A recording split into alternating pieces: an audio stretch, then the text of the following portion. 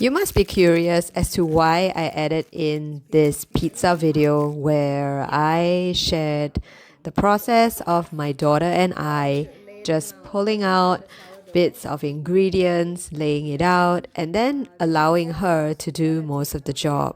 Now, for me, painting is a lot like making pizza. I know, before you scroll off, hear me out. First, when you create a pizza, you start with the base. It feels a little bit plain and simple. And this is where things get more exciting because you start to add layers. Somewhere along the way, we started thinking art had to be good before it could be made. But what if art is just about playing? As we frame a piece of art in our room, we rarely show the messy middle, the part where things kind of look a bit awkward, uncertain, but still full of potential. So when we hesitate, we follow the steps exactly, we play it safe, we end up having so much more fears and difficulties painting freely. It's almost like someone is watching us.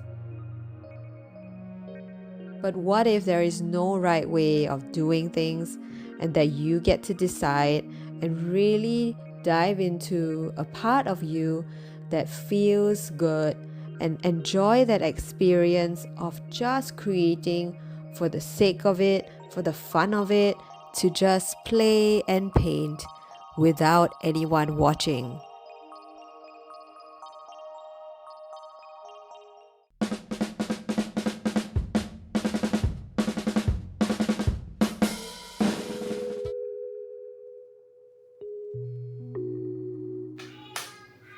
I am just spending time looking for pins on my laptop. I am kind of searching for reference photos for an upcoming challenge that I'm working on. My hope is that this challenge is going to help artists to really start painting what they see and feel inspired by the use of mixed media. Now I've just curated my collection. I want to take you to my drawers to show you what mixed media supplies you can play with.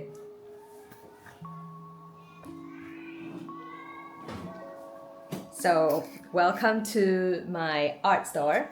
And the art supplies that you'll be able to see, oops, sorry, backlit. Backlit is not a good idea. But anyway, I wanted to share with you what I am looking at. I have a whole bunch of drawers that I have all kinds of supplies. And here is where you would see the different things. Here is just paper, but what I want us to play with is mostly going to be mixed media. So I'm thinking about taking this one and let's see, a couple of inks maybe, I'm not sure. These are my oil collection, and gouache might be fun to play with. So this is a dried out gouache palette that we could potentially play with. We'll see. But I was actually leaning into playing with my dried Caran d'Ache set and also possibly my Sennelier. So here, my Sennelier, I've not opened this yet, so I think might be a fun one to add to the collection. And let's see, what else do we have? Of course, friends, we need this guy here, our Caran d'Ache wax pastels. So, you know, I want to take this as an opportunity to say if you don't have these supplies, it doesn't mean that you don't participate. It's really about playing with the things that you already have and just having fun.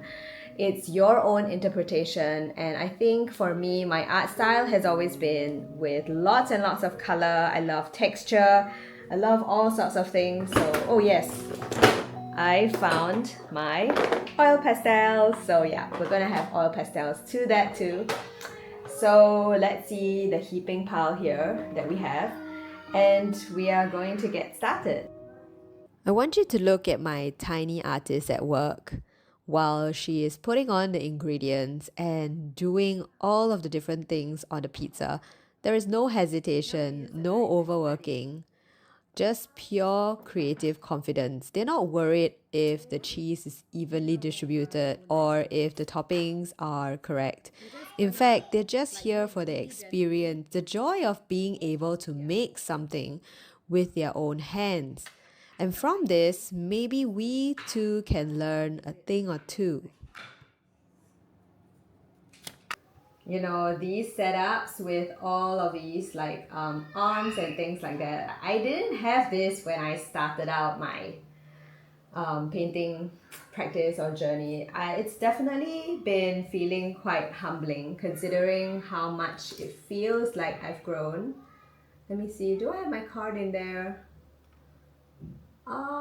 Yes, I have my card in there. Okay, I think we are ready to rock and roll. So anyway, I want to bring you through my supplies that I'm going to be using so you get a sense of the surface that we are going to be creating on. And you know, honestly, if you're doing mixed media, you don't have to use 100% cotton. But this one, I've gotten lots of questions. It's by Saunders Waterford. And so far, I've been really loving it just because of all the beautiful paintings that I have managed to capture on it. I just wanted to show you a few that I've really liked. Like this one here, lots of beautiful blends. It holds water extremely well. And I really love the color as well that appears on it. So yeah, this is a pretty good paper that I'm going to be using. Oh, this is on YouTube just in case you wanted to know. But anyway, let's jump in. So I have got my handy dandy blank page, and every time I'm presented with a challenge, I feel like it's an opportunity for me to think outside the box. While it's presented as individual days, my plan is to actually put them together on one page and reflect them as a composition instead. I always feel like it's so much more fun that way, and it is also a reflection of the adventure from each day, and you can start thinking about placement and where to place things. But anyway, join me if you want to get on this adventure. So it sounds simple, right? Paint like no one is watching.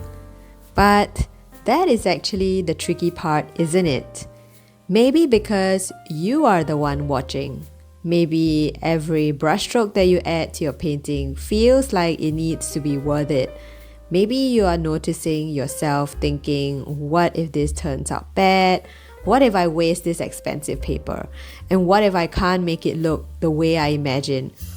Or maybe worse, you don't even start the painting. You just stare at a blank page and feel so overwhelmed and think you'll wait until you're ready, continuing to watch all kinds of videos, hoping to get enough techniques to finally feel ready, but instead feel really overwhelmed by the choices of techniques and materials and things that you can do that it ends up keeping you stuck.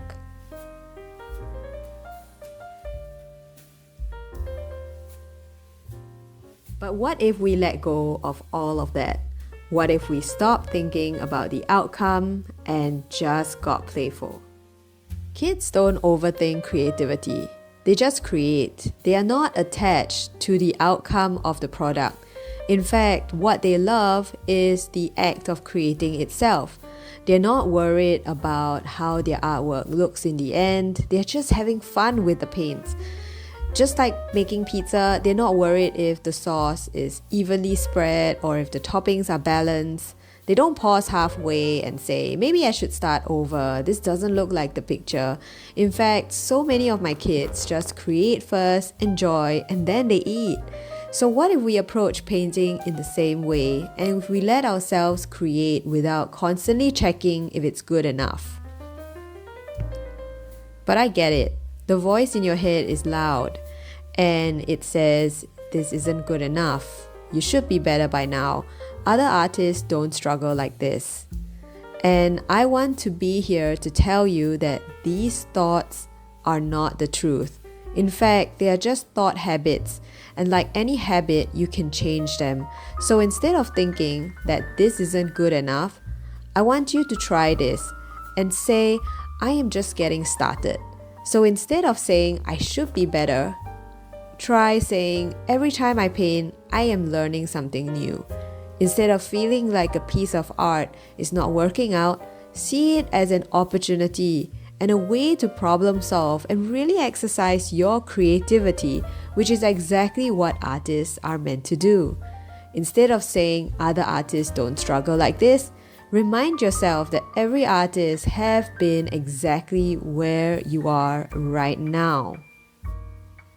One of the biggest shifts in my art happened when I stopped thinking that everything had to stay in its box. Watercolor goes here, gouache goes here, ink is for something else. And when I started to think about all the rules related to all of these different mediums, it made me feel so overwhelmed. But what if they all belong together and that we can actually mix and match everything? What if the rules that we've been following were never really rules at the beginning? Mixing media has really taught me that I don't have to choose just one way of creating. I can blend, I can experiment, and then add a little layer of this and that, and suddenly it just feels like magic. And this is the same for our creativity in general. You don't have to fit in a single category and you don't have to follow a set of formulas because you can get to decide and make things your way.